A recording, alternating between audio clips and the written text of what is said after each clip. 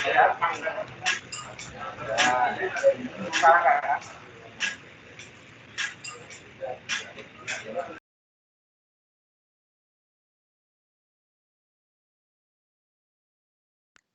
Jeffrey Samuel, dipersilakan untuk melanjutkan presentasi.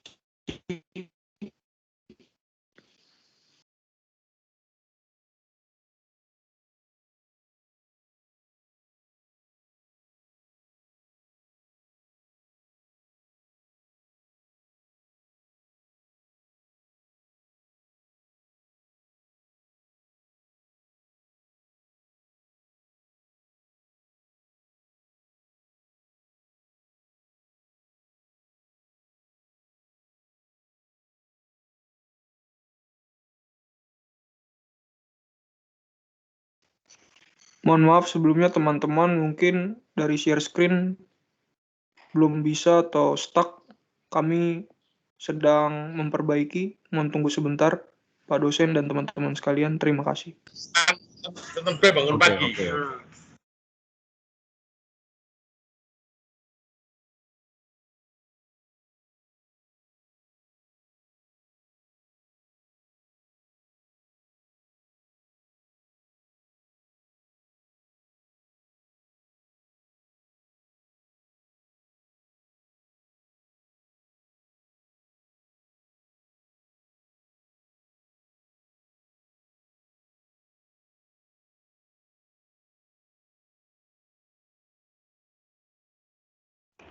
Oke, saya akan menjelaskan pengertian pemerintah. Secara umum, pengertian pemerintah adalah sekelompok orang yang memiliki wewenang untuk memerintah suatu negara. Berdasarkan KBBI, pemerintah adalah sistem menjalankan wewenang dan kekuasaan mengatur kehidupan sosial, ekonomi, dan politik suatu negara atau bagian-bagiannya. Pengertian lain dalam KBBI, pemerintah adalah badan tertinggi yang memerintah suatu negara, seperti kabinet merupakan suatu pemerintahan. Menurut Max Boly-Sabon dalam bukunya Ilmu Negara tahun 2019, ilmuwan sekaligus pakar hukum Belanda menyebut ada 3 pengertian pemerintah. Yang pertama ada arti luas, yang meliputi badan legislatif, eksekutif, dan yudikatif, termasuk semua badan yang menyelenggarakan kesejahteraan umum. Yang kedua ada pemerintahan dalam arti gabungan, badan kenegaraan tertinggi atau satu badan kenegaraan tertinggi yang memerintah di wilayah suatu negara.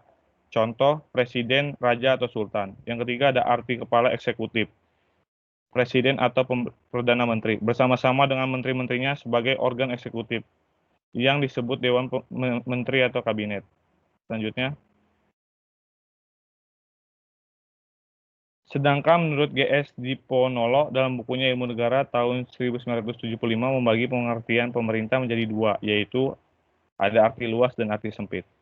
Pemerintahan dalam arti luas ialah keseluruhan dari badan pengurus negara dengan segala organisasi, segala bagiannya, dan segala pejabatnya. Mereka menjalankan tugas negara dari pusat hingga pelosok-pelosok daerah, termasuk badan-badan swasta atau individu yang menjalankan pemerintah secara legislatif.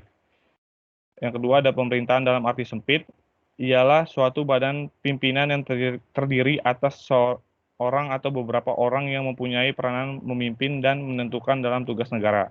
Singkatnya, pemerintah adalah kepala negara beserta para menteri yang lazim disebut kabinet. Selanjutnya akan dijelaskan oleh teman saya, Yeslin.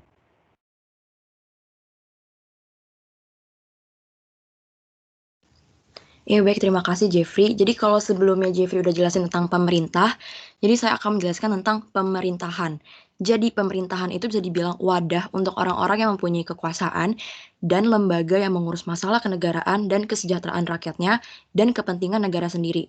Dan menurut S.F. Weiner, istilah pemerintahan mempunyai 4 arti, yaitu yang pertama, the activity or the process of governing, yang berarti menunjukkan kegiatan atau proses memerintah, yaitu melaksanakan kontrol atas pihak lain. Yang kedua, state of affairs, berarti menunjukkan masalah-masalah negara dalam kegiatan atau proses yang dijumpai. Yang ketiga, people charged with the duty of governing, menunjukkan orang-orang atau pejabat-pejabat yang dibebani tugas-tugas untuk memerintah. Dan terakhir, yang keempat, The manner, method, or system by which a particular society is governed, yang berarti menunjukkan cara, metode, atau sistem dengan mana suatu masyarakat tertentu diperintah. Next slide.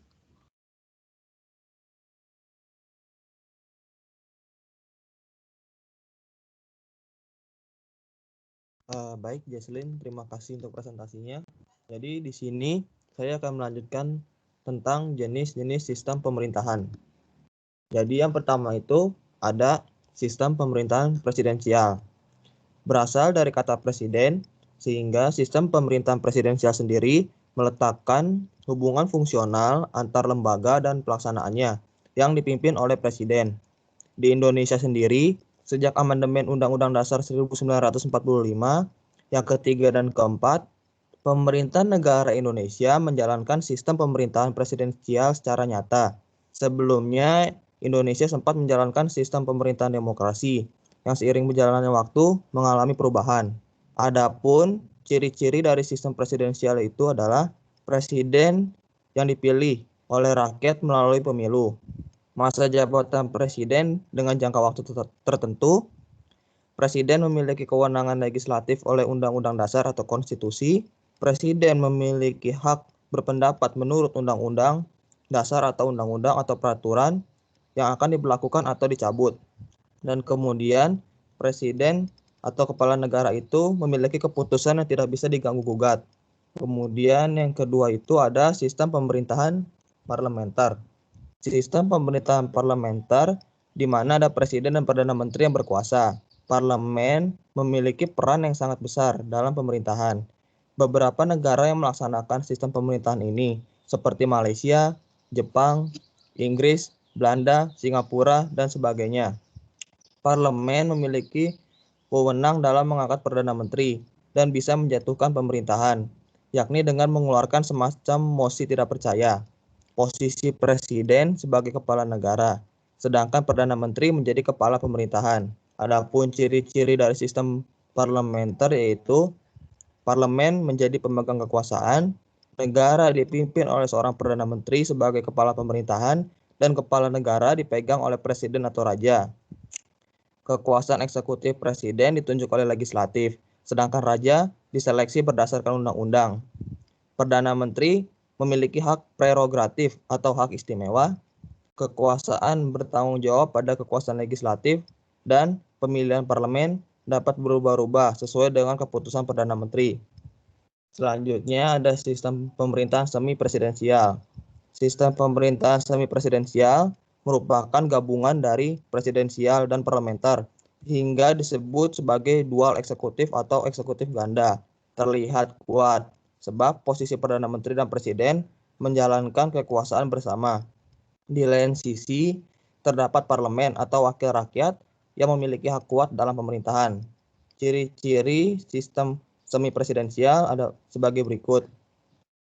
Presiden memiliki hak prerogatif atau hak istimewa dalam mengangkat atau memberhentikan menteri-menteri yang memimpin departemen dan non-departemen.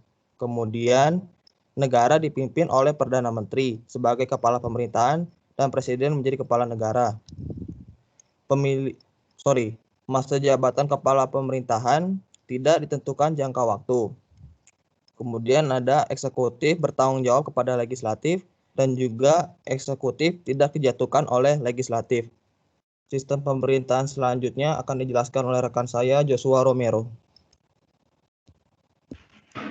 Baik, terima kasih kepada teman saya, Jason.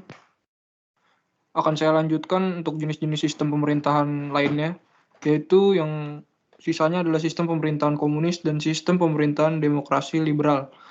Untuk sistem pemerintahan komunis sendiri, sistem pemerintahan ini dikendalikan oleh Partai Komunis yang pastinya. Lalu macam sistem yang masih ada hingga saat ini yaitu yakni yang berada di Korea Utara, kita tahu sendiri, Vietnam, Laos, RRC atau Republik Rakyat Cina atau Tiongkok, Transnistria, dan Kuba. Lalu komunisme dan marxisme ini merupakan ideologi dasar yang umumnya digunakan untuk Partai Komunis, berkenan dengan filosofi, politik, sosial, dan ekonomi. Tujuan utamanya untuk menciptakan masyarakat komunis dengan aturan sosial dan ekonomi berdasar kepemilikan bersama alat produksi, serta tidak adanya kelas sosial, uang, dan negara. Lalu apa saja ciri-ciri sistem komunis? Sistem pemerintahan komunis ini didominasi oleh satu partai saja, yakni Partai Komunis. Lalu yang kedua, adanya paham komunisme atau Marxisme, Leninisme yang berasal dari pemikiran Lenin yang dianggap sebagai paham negara. Lalu yang ketiga adalah sistem ekonomi menggunakan sistem komunisme dengan perencanaan terpusat.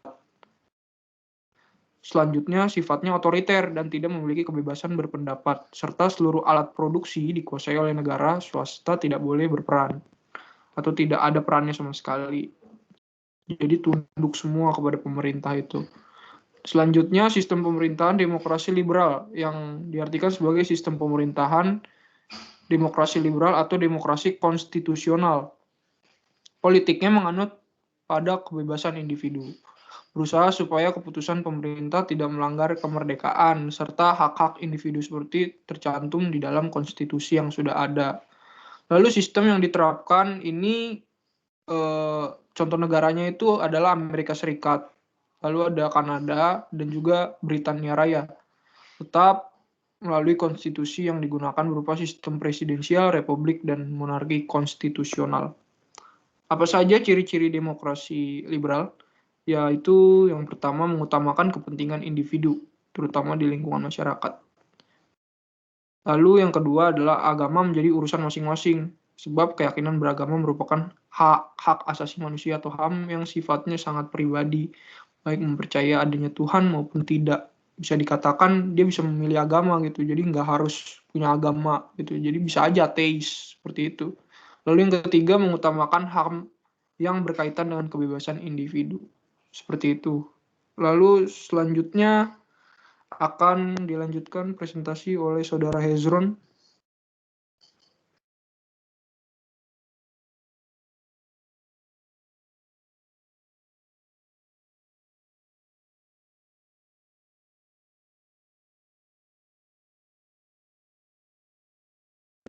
Halo teman-teman.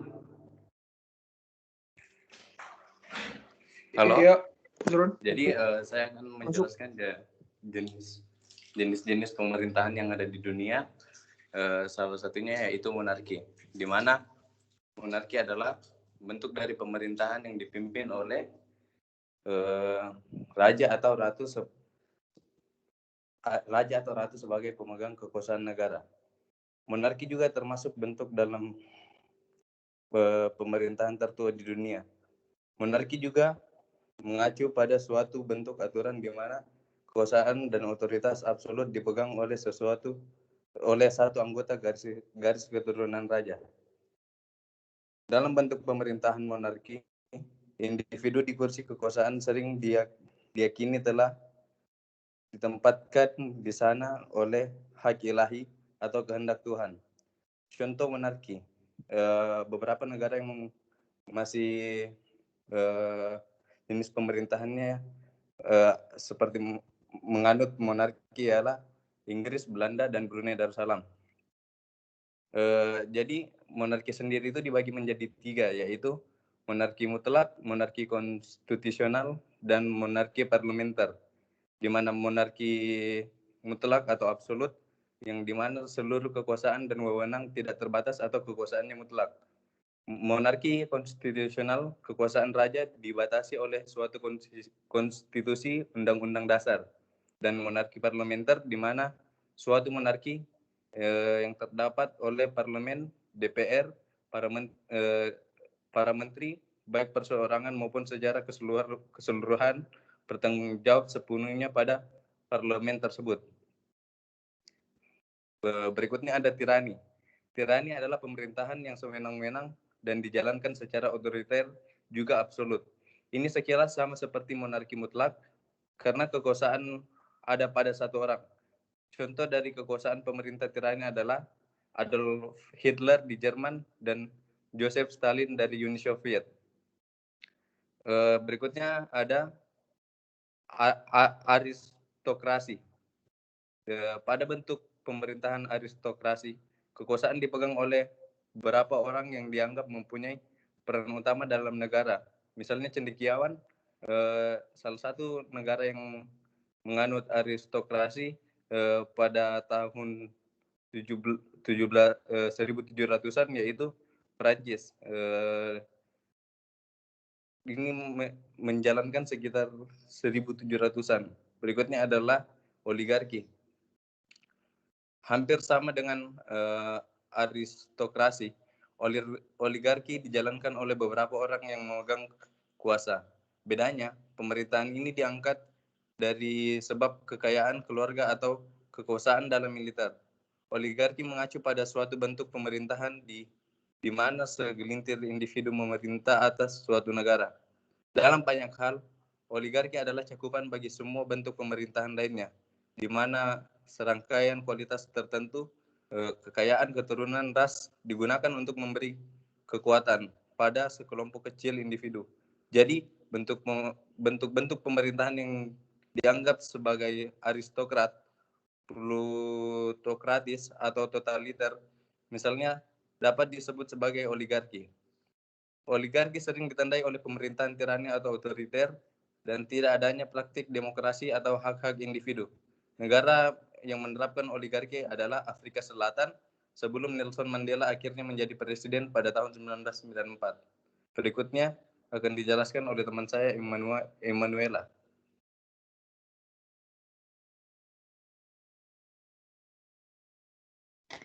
Baik, saya akan melanjutkan presentasi dari Saudara Hezron. Berikutnya, demokrasi. Pada bentuk pemerintahan demokrasi, kekuasaan ada di tangan rakyat, sehingga setiap warga negara memiliki hak serta dalam mengambil keputusan. Demokrasi mengacu pada suatu bentuk pemerintahan di mana rakyat diberikan peran langsung dalam memilih pemimpin mereka. Tujuan utamanya adalah tata kelola melalui perwakilan yang adil, sebuah sistem di mana tidak ada kekuatan atau entitas tunggal dapat melakukan kontrol atau praktik otoritas tanpa ada pengawasan. Abraham Lincoln mengatakan suatu ungkapan yang terkenal mengenai demokrasi, yaitu dari rakyat, oleh rakyat, dan untuk rakyat. Hasil dari bentuk pemerintahan demokrasi adalah sebuah sistem yang membutuhkan wacana, debat, dan kompromi untuk memuaskan sebanyak mungkin kepentingan publik.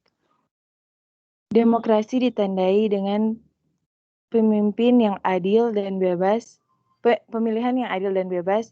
partisipasi sipil, perlindungan hak asasi manusia, dan supremasi hukum.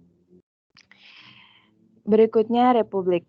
Republik adalah negara yang dijalankan berdasarkan prinsip kedaulatan rakyat yang dilaksanakan secara demokrasi melalui pemilihan umum. Bentuk pemerintahan republik yakni republik absolut adalah bentuk pemerintahan republik yang dijalankan oleh seorang presiden dan wewenangnya tidak dibatasi oleh konstitusi. Contohnya penerapan yakni Korea Utara. Yang kedua, republik konstitusional adalah bentuk pemerintahan republik yang membatasi kekuasaan presiden dalam konstitusi. Contoh penerapannya yakni Indonesia. Yang ketiga, republik parlementer. Republik parlementer adalah bentuk pemerintahan republik yang dipimpin oleh presiden sebagai kepala negara, sedangkan pemerintahan dijalankan oleh Perdana Menteri yang bertanggung jawab kepada parlemen, contohnya yakni Singapura. Berikutnya, teknokrasi. Teknokrasi adalah bentuk pemerintahan di mana pakar teknis mempunyai kekuasaan. Pada bentuk pemerintahan teknokrasi, kekuasaan dipegang oleh pakar teknis seperti ilmuwan, dokter, atau insinyur yang ahli dalam bidang tertentu. Mereka ini berwenang dalam mengambil keputusan negara, tidak hanya para politisi saja. Dalam teknokrasi, para pengambil keputusan akan dipilih berdasarkan seberapa jauh mereka menguasai bidang tertentu seperti insinyur, ilmuwan, dan profesional kesehatan. Teknokrasi adalah bentuk dari pemerintahan yang ideal pemerintahan dengan ideal tertinggi. Negara diatur oleh para pemimpin yang memiliki kehormatan dan kelayakan. Teknokrasi ini merupakan lawan dari kepemimpinan yang berdasarkan kelas, keturunan, kekuasaan, dan hak istimewa. Dalam pemerintahan teknokrasi, kondisi ideal seperti kehormatan dan kemuliaan pemimpin yang jadi ukuran. Negara akan dipimpin oleh orang yang dianggap punya hal tersebut, bukan lagi berdasarkan keturunan, kekuasaan, atau pemberian hak istimewa. Teknokrasi juga adalah sebuah bentuk pemerintahan di mana ideologi agama tertentu menginformasikan kepemimpinan, hukum, dan kebiasaan suatu negara. Dalam banyak hal, kasus akan sedikit berbeda antara hukum kitab suci dan kode hukum. Demikian juga, ulama agama biasanya akan menempati pemeran kepemimpinan dan dalam beberapa kasus jabatan tertinggi di negara ini. Karena hukum agama biasanya meluas dari tulisan atau kitab suci dan tradisi yang sudah ada berabad-abad lamanya. Dan karena memaksimalkan praktik yang mungkin tidak sesuai dengan standar keadilan etis atau hukum konstitusi saat ini. Teknokrasi sering bertabrakan dengan organisasi dan lembaga yang mengadvokasi hak asasi global. Selanjutnya akan dilanjutkan oleh teman saya, Stefan. Terima kasih buat Immanuela Juventia. Selanjutnya, saya akan menjelaskan bagaimana pengimplementasian pemerintahan di Indonesia. Pengimplementasian pemerintahan di Indonesia ini, bentuk pemerintahan Indonesia adalah Republik Konstitusional. Meski begitu, tetap didampingi oleh sistem pemerintahan demokrasi dan sistem presidensial. Berdasarkan pasal 1 ayat 1 UUD 1945, negara Indonesia adalah negara kesatuan yang berbentuk republik. Berdasarkan hal itu disimpulkan bahwa bentuk negara Indonesia adalah kesatuan, sedangkan bentuk pemerintahannya adalah republik. Bentuk pemerintahan republik terbagi menjadi 3 macam, yakni ada republik absolut, republik konstitusional, dan republik parlementer yang sudah dijelaskan tadi di bentuk jenis-jenis pemerintahan yang ada di dunia.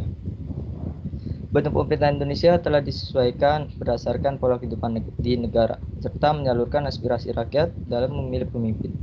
Selanjutnya ada ciri-ciri pemerintahan Indonesia. Yang pertama, presiden pemegang kekuasaan. Ciri republik konstitusional yang pertama tentunya kekuasaan negara dipegang oleh presiden. Bertindak sebagai kepala negara sekaligus kepala pemerintahan. Meski kekuasaan tersebut terkesan luas, tapi masih dalam batasan konstitusi. Sehingga ada pengawasan yang efektif dari lembaga parlemen. Setiap menteri memiliki kewajiban untuk secara langsung pada presiden atas program kerjanya. Meski di sisi lain, presiden sebagai pemegang kuasa punya hak mengangkat dan memberhentikan menteri. Yang kedua ada kekuasaan tidak bisa diwariskan.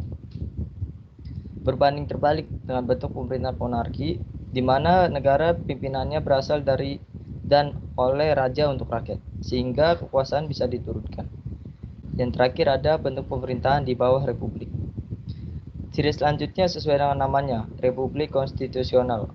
Sehingga setiap selesai masa jabatan presiden, gubernur, dan direktur lain itu telah habis, maka dilakukan pemilihan sesuai dengan konstitusi yang telah berlaku. Negara Indonesia melakukan pemilihan melalui pemilu atau pemilihan umum yang diadakan oleh KPU.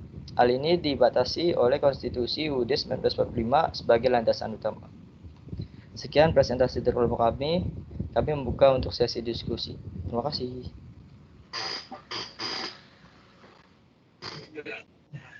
Oke, kita mulai aja tanya jawab nih. Dicatat aja siapa yang nanya ya. Halo? Halo? Halo?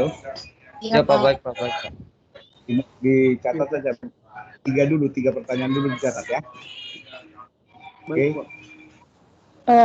Apakah boleh bertanya? Langsung dicatat ya, Iya tadi. Diva. Bentar ya teman-teman. Tadi yang raise hand pertama ada Samantha, terus Febri, baru Grevildo ya. Samantha dulu deh. Baru Febri ya. Oke, Samantha, Joshua, aku Febri. boleh Ya. nanya. Mungkin sebentar Samantha. Mungkin teman-teman dari kelompok 3 ada yang bantu tulis ya pertanyaannya juga. Oke, silakan Samantha. Ya, terima kasih Joshua. Pertanyaan aku, kan tadi kita udah tahu nih bahwa pemerintahan di Indonesia menganut sistem demokrasi, di mana adanya demokrasi itu memberikan rakyat kita kebebasan di dalam pemerintahan, untuk involve dalam pemerintahan. Nah, namun kebebasan itu kan juga bisa menjadi sesuatu hal yang kelewatan atau berlebihan. Terus hal itu juga bisa bertentangan juga dengan Pancasila karena adanya kebebasan-kebebasan tersebut. Lalu kira-kira gimana cara agar demokrasi itu dapat diterapkan dengan baik atau bagaimana pemerintah menghadapi hal tersebut? Seperti contohnya yang kayak ada aksi bom kemarin di gereja katedral, itu kan padahal sudah mengganggu hak bermasyarakat, mengganggu hak privasi orang di dalam beribadah. Kira-kira bagaimana pemerintah menghadapi hal tersebut di dalam sistem pemerintahan di Indonesia yang justru adalah demokrasi. Terima kasih. Oke, mungkin ditampung dulu ya Samantha, nanti kita jawab. Selanjutnya mungkin Febriani. Iya, oke. Tadi kan dikatakan bahwa Indonesia ini menganut sistem pemerintahan presidensial. Kenapa Indonesia menganut sistem presidensial yang dianggap mungkin paling sesuai dengan pemerintahan Indonesia? Gitu aja, makasih.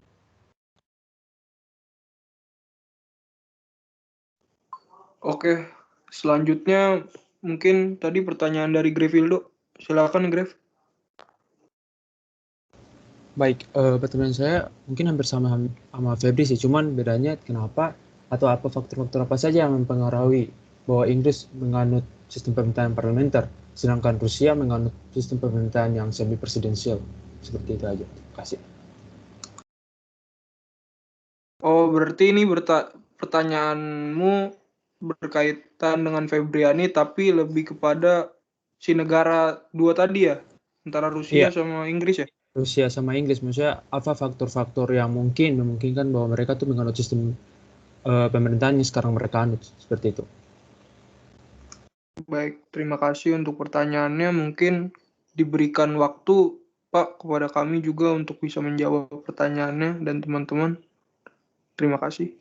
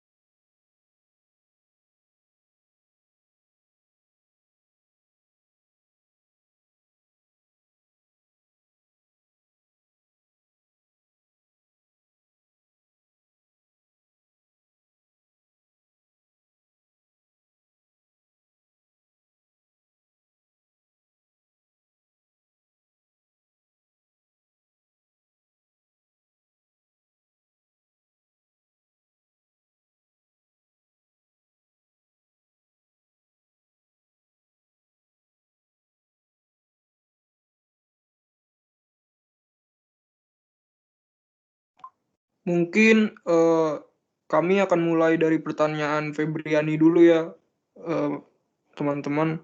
Tadi Febriani bertanya, kenapa, intinya begini ya Feb, ya, mungkin kita bisa tangkap kenapa Indonesia menganut sistem pemerintahan presidensial, padahal sistem pemerintahan kan sebenarnya kan ada banyak tadi kan. Nah, terus kami menyimpulkan atau mendapatkan alasan bahwa Indonesia memilih sistem presidensial ini karena sistem presidensial ini sistem yang paling cocok dengan negara kita sekarang ini.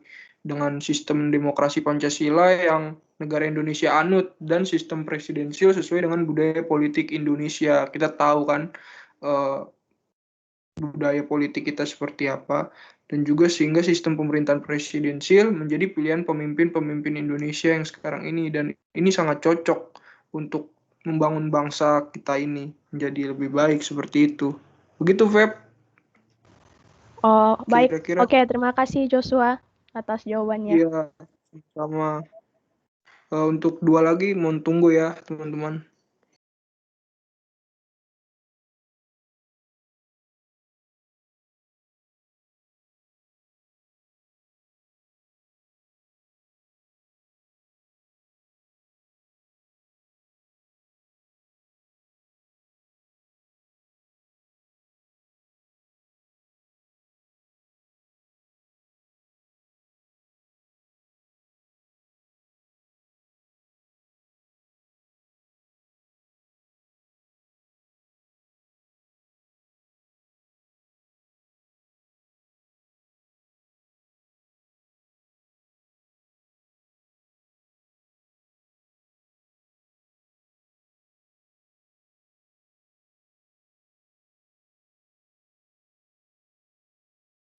Mungkin aku juga mau coba jawab pertanyaan Samantha tadi. Mungkin nanti teman-teman kelompok 3 juga bisa menambahkan mengenai, intinya begini ya Sam, mungkin yang kami kelompok 3 bisa tangkap, kebebasan jadi hal yang kelewatan. Terus gimana caranya demokrasi dihadapi dengan baik? Lalu bagaimana pemerintah menghadapi permasalahan demokrasi tersebut? Dan contoh kasusnya tadi kita tahu bahwa yang baru saja terjadi pengeboman di katedral di Makassar ya, kita tahu itu sangat tragis, dan walaupun bisa dibilang ya sedikit, ya nggak sedikit juga sih korbannya, tapi tetap itu yang namanya HAM nggak bisa diganggu gugat, dan itu ya sangat membunuh HAM lah, bisa ditanda kutip gitu.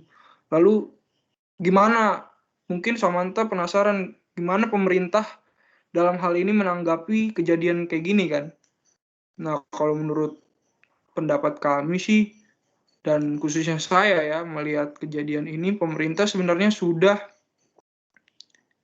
secara sigap menanggapi hal-hal seperti ini, dan mereka sudah punya badan-badan yang langsung menangani hal-hal semacam ini. Dan kita tahu terorisme sudah bukan hal yang awam bagi bangsa Indonesia, sudah beberapa kali kita tahu akan hal ini, dan ini juga menyerempet ke arah-arah unsur-unsur keagamaan, kita tahu. Dan di sini dalam konteksnya pengeboman di gereja, menurut saya sendiri ini bisa juga menjadi salah satu alat adu domba bagi masyarakat.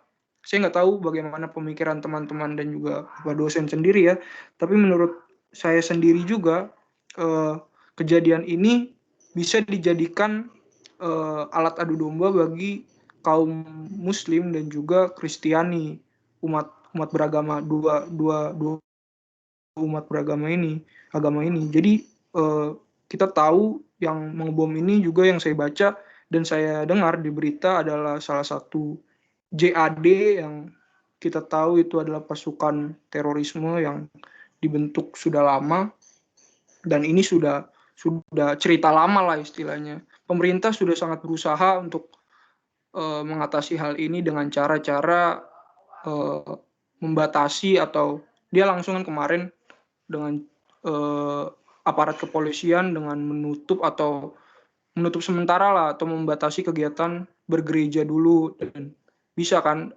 diganti dengan gereja online terlebih dahulu untuk meminimalisir kegiatan di daerah-daerah gereja tersebut. Dan juga yang saya tahu juga setelah kabar itu, semua gereja di Indonesia bersiap-siap untuk menghadapi terjadinya bom ini lagi dengan pengamanan yang ketat di setiap gereja gitu.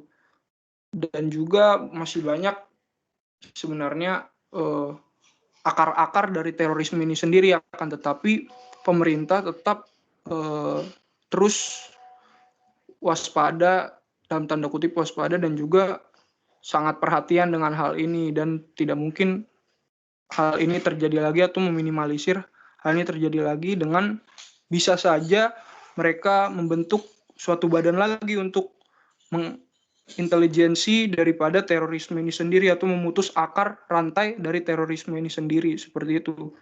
Mungkin ada teman-teman kelompok 3 yang bisa membantu untuk mempertebal jawaban dari nomor 1. Oke, boleh tambahin sedikit ya dari pernyataan Joshua tadi.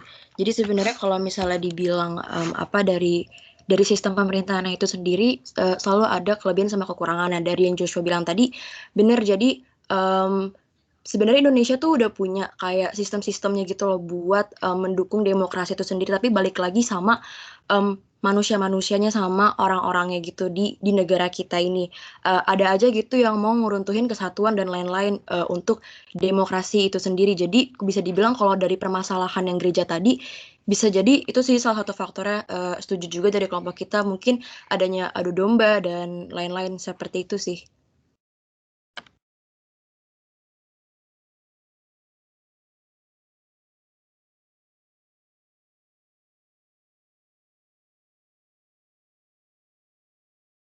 Ya, kira-kira dari Samantha, jawabannya bagaimana, Sam? Apakah sudah puas atau masih ada tanggapan lagi mengenai hal ini? Oke, Jos sama Jess, makasih banget. Berarti yang perlu diperjelas lagi bahwa dengan adanya kebebasan itu, masyarakat juga harus involve dong di dalam pemerintahan, supaya tidak hanya berharap pada pemerintahan saja, karena yang pasti pemerintah juga sudah melakukan effort yang terbaiknya dong untuk masyarakat dan untuk sistem pemerintahan demokrasi tersebut. Jadi memang harus balik lagi ke masyarakatnya ya. Iya. Bagaimana menanggapi kebebasan tersebut dan memberikan hal juga yang baik untuk pemerintahan. Iya, enggak cuma sedikit juga tambahan. Iya, Zurun, lanjut. Oke. Mungkin untuk lebih khususnya spesifiknya kasus terorisme ya, Sam.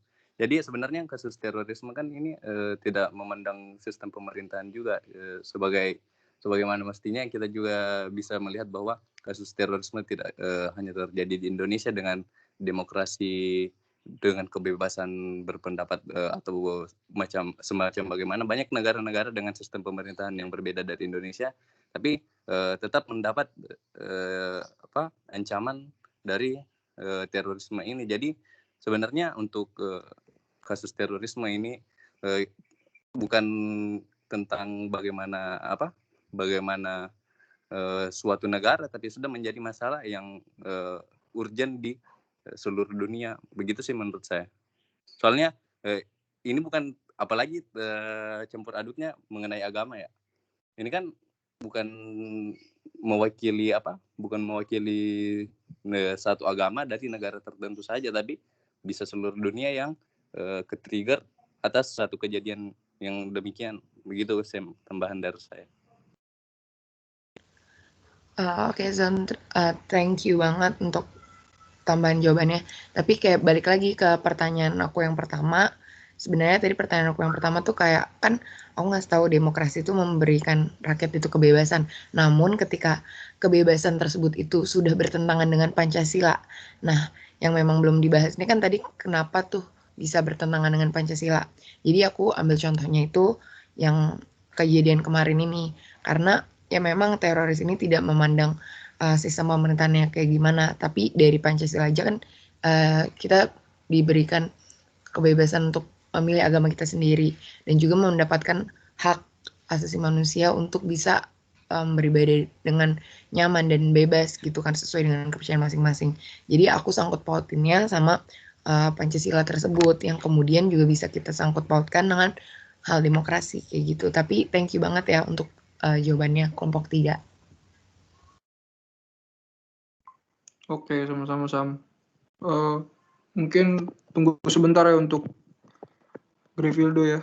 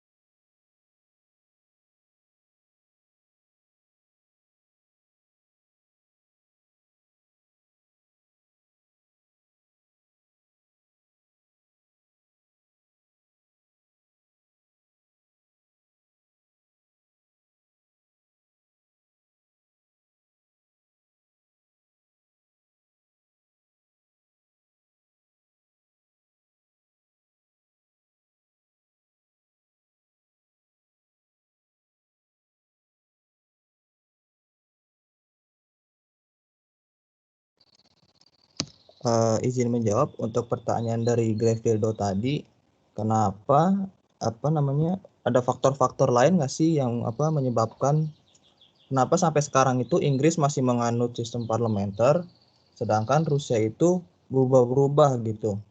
Jadi kalau tahu dari penelitian kelompok kami, apa yang kami temui, sebenarnya itu kenapa pemerintahan parlementer di Rusia berubah-berubah, karena mungkin dari faktor historisnya juga, di mana kan sebelum Rusia itu sendiri berdiri, memang ada namanya itu kan Uni Soviet. Nah, pas di Uni Soviet ini itu ada pemerintahan yang dipimpin oleh Boris Yeltsin, oleh Mikhail Gorbachev. Namun Mikhail Gorbachev sendiri kala itu menyadari bahwa ketika kekuasaan presiden begitu kuat, tetapi pemerintahan di bawahnya itu tidak berjalan secara baik, sehingga untuk mengawasinya lagi itu diadakanlah pembagian kekuasaan kepada Perdana Menteri untuk membagi kekuasaannya supaya tugas presiden itu tidak terlalu berat. Dalam hal ini, Perdana Menteri itu mengurus urusan dalam negeri atau urusan domestik, sedangkan si presiden itu hanya mengurus urusan luar negeri saja. Dan untuk Inggris sendiri, kenapa masih tetap parlementer? Karena kelompok kami rasa juga di Inggris itu kan sebenarnya tidak ada perubahan sistem pemerintah juga dari dulu. Halo?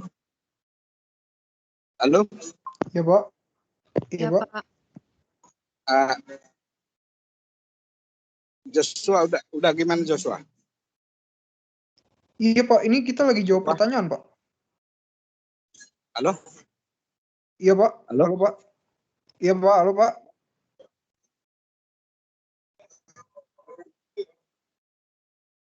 Halo, Pak. Maaf, Pak. Terputus-putus, Pak. Halo, Pak. Ingatin itu ya, kalian MAP. Halo, Pak. Langsung sama orangnya, siapa orang kita itu bilang Teguh. Jadi yang bagus itu cuma Onete. Gitu.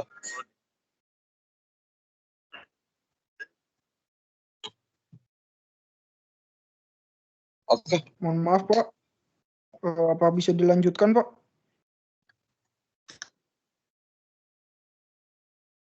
Ya, kurang.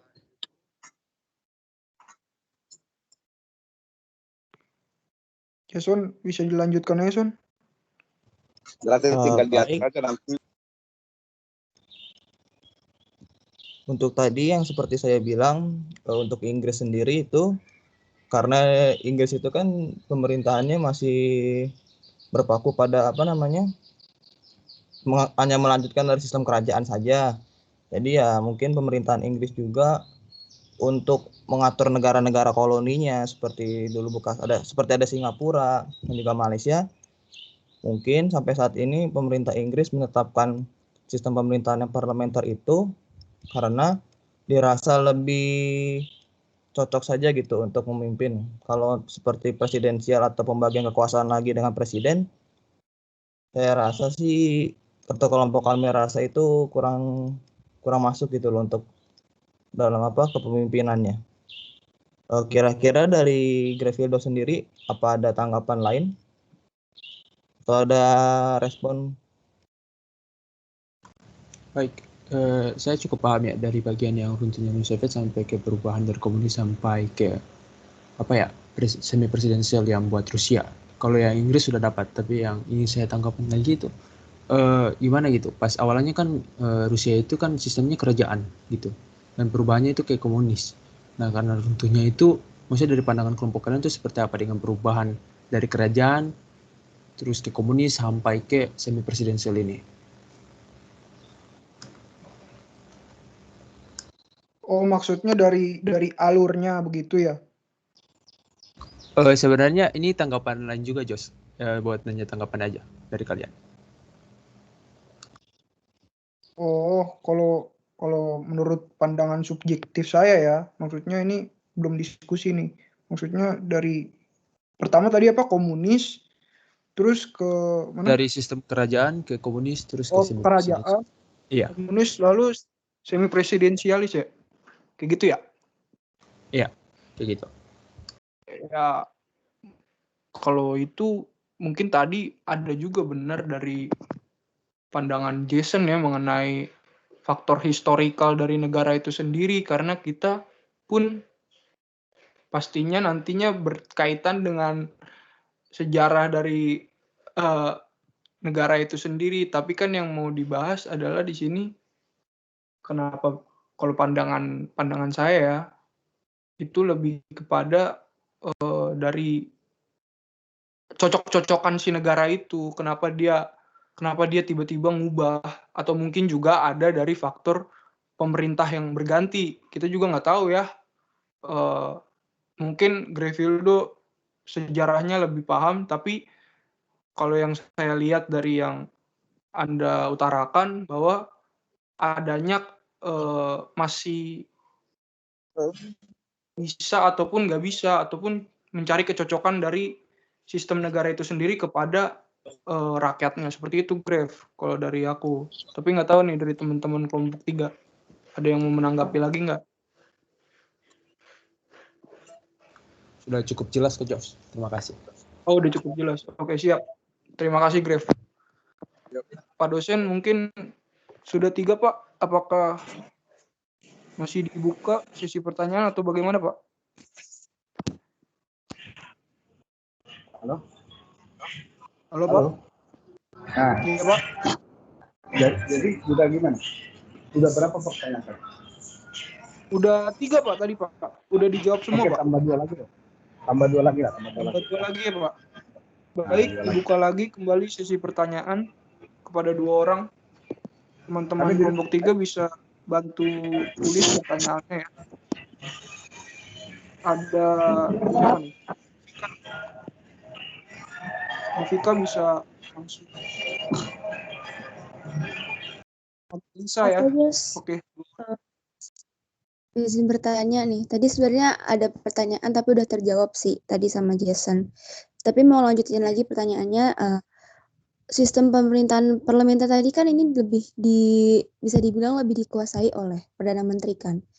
Lalu di sini presidennya lebih sedikit kekuasaannya dibandingkan ke Perdana Menteri. Kalau seperti itu, apa nggak ada kekurangan dari negara atau apakah ada pertentangan bagaimana seperti permasalahan di sistem pemerintahannya atau gimana? Tolong dijelaskan. Thank you. Oke, mungkin nanti kita jawab ya setelah pertanyaan dari Geisa ya, Novika ya. Mungkin Geisa bisa lanjut bertanya. Saya mau bertanya, pada zamannya Soeharto itu sistem pemerintahan di Indonesia itu menganut sistem apa ya? Kenapa dia bisa sampai memimpin pemerintahan itu sampai puluhan tahun lamanya? Terus kenapa nggak ada oknum-oknum pemerintahan yang bisa ngelengserin dia? Gitu loh. Terima kasih. Oke, sama-sama teman-teman, Novika dan Geisa minta waktunya ya, dan juga Pak dosen, serta teman-teman lainnya untuk kami kelompok 3 menjawab pertanyaan tersebut. Terima kasih.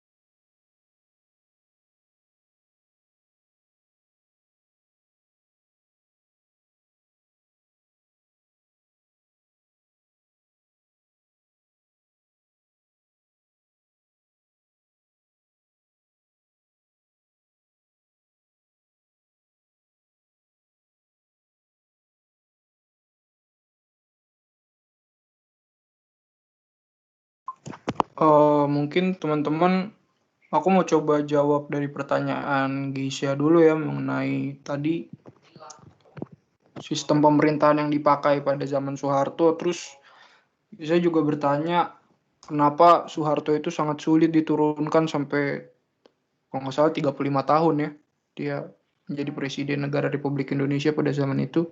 Kita tahu, mungkin ini ya guys ya jawabannya, kita tahu sama-sama kalau pada saat itu masa Orde Baru, di mana Orde Lama kok Orde Baru ya. Orde Baru itu kan dipimpin oleh Soeharto, dan pada saat itu dalam sejarahnya sendiri kenapa Soeharto itu jadi presiden dikarenakan adanya surat perintah 11 Maret itu yang kita tahu Super Semar itu, dan pada saat itu baru dilantiklah Soeharto jadi presiden. Dan sebenarnya kalau dilihat dari sistem pemerintahannya sendiri, kalau kita lihat ya dari yang sudah dijelaskan oleh kelompok kami menurut saya sendiri, tapi nanti bisa ditambahkan oleh teman-teman saya dari kelompok 3, lebih cocok kepada sistem pemerintahan presidensial sih kalau kita lihat ya, dikarenakan semua keputusan itu berasal daripada presiden itu sendiri atau daripada Soeharto, tapi juga otoriter di mana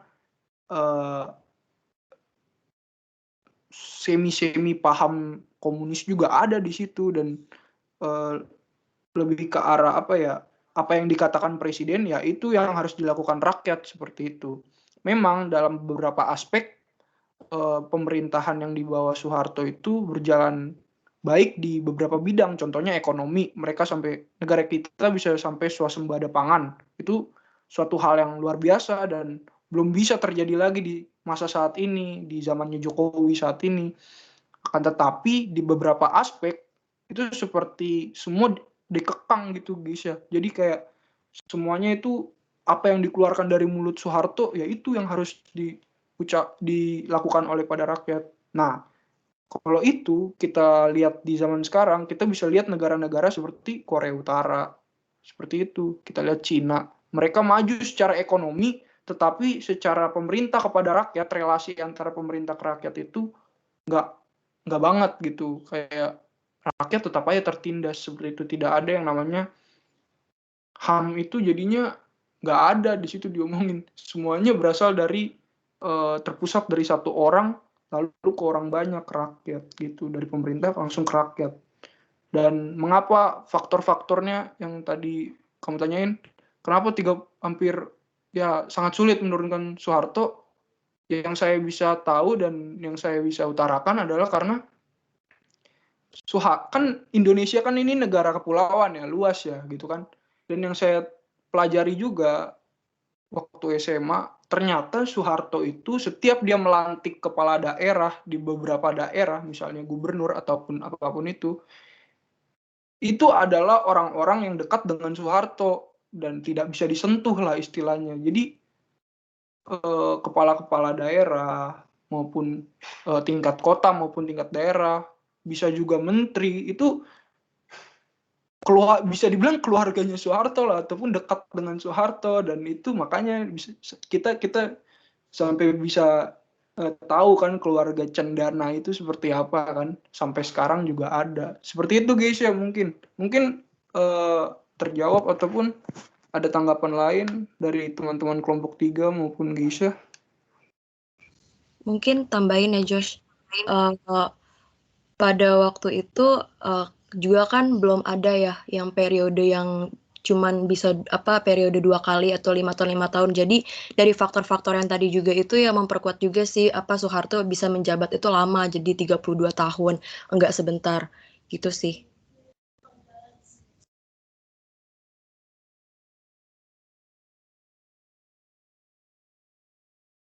Gimana Geisha? Apakah udah puas atau masih ada yang ganjil? Sudah cukup puas. Terima kasih. Oke, sama-sama. Untuk Novika, Vika boleh itu lagi nggak? Reminder lagi pertanyaannya ataupun poin pentingnya sih. Kita butuh poin penting dari pertanyaanmu tadi. Sorry. Singkatnya gini sih, kekurangan kekurangan negara jika menganut sistem parlementer itu kayaknya. Oh, kekurangan negara yang Iya. Kekurangannya tuh menganut gimana? sistem. Apakah ada masalah apa atau seperti apa gitu? Oke, Vika. Sebentar ya, Vika ya. Oke.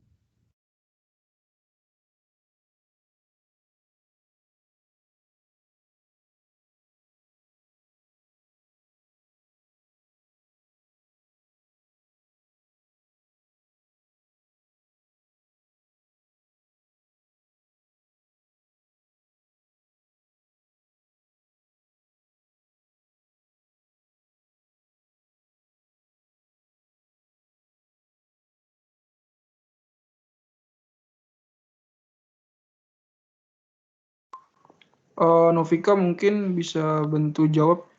Oke, sepertinya Saudara Stefan akan menjawab. Ya, Stefan, bisa langsung dijawab. Kasih Jos atas waktunya. Pertanyaannya, kekurangan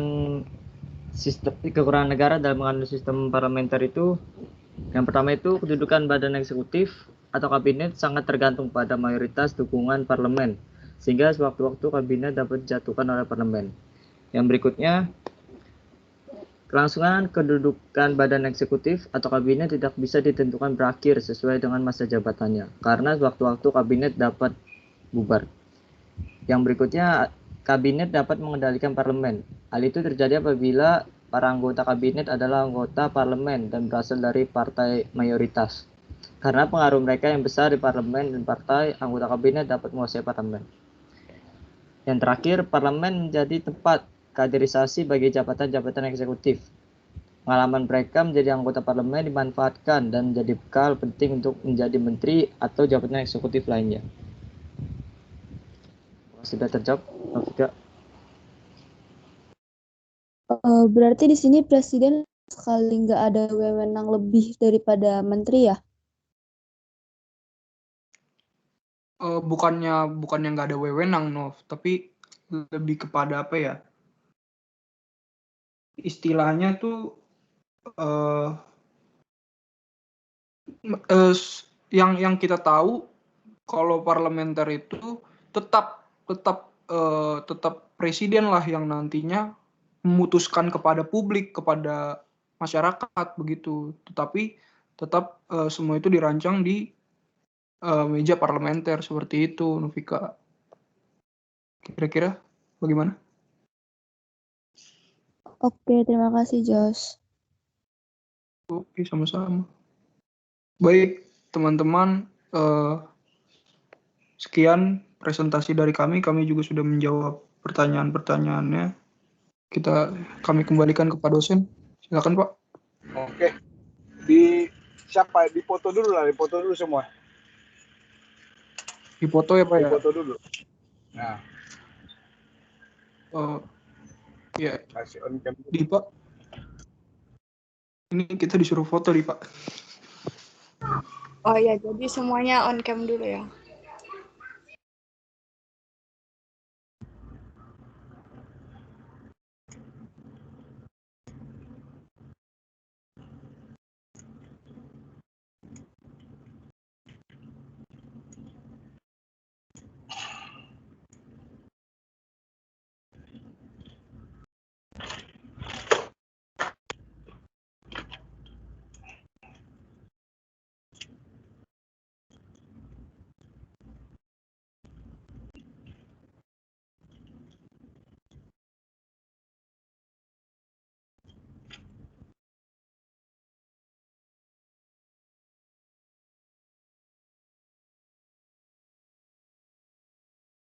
Sudah ya? Sudah di Pak. Sebentar, Pak.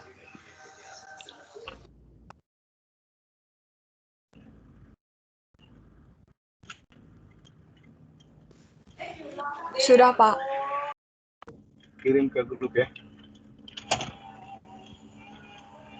Oke, sampai minggu depan lah ya. Ya. Saya masih di jalan. Baik, Pak. Terima kasih, Pak. Terima kasih, Pak. Terima kasih, Pak. Terima kasih, Pak.